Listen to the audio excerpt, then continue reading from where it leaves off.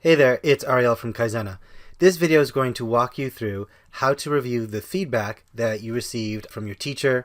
When you open up your Google Doc, you will see it's been highlighted, in this case, by your teacher. In order to access the feedback, you first have to activate Kaizena.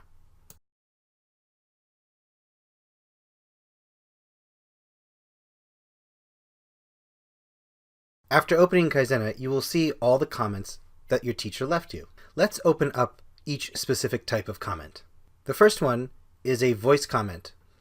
To hear the comment, click the play button. Remember to capitalize each letter in a title. The next comment is a text comment that your teacher typed. The comment is written in the white font. The third type of feedback is what we call a lesson. A lesson is a micro unit which focuses on a specific area of communication. For example, in this case, the subject and verb do not agree. The teacher has indicated the lesson of subject-verb agreement. There is also a video you can watch to learn about subject-verb agreement.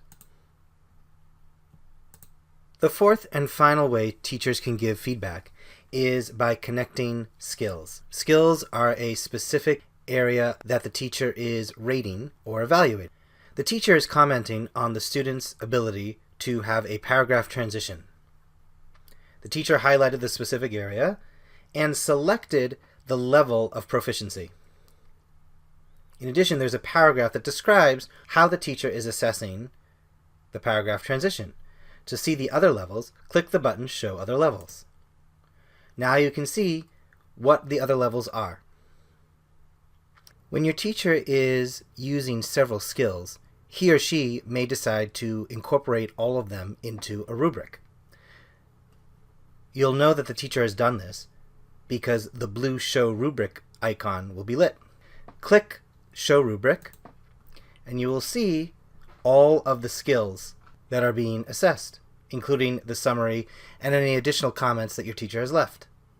And there you have it, the 4 ways that teachers and fellow students can provide feedback. In the next video, we're going to look at how you can respond to the feedback.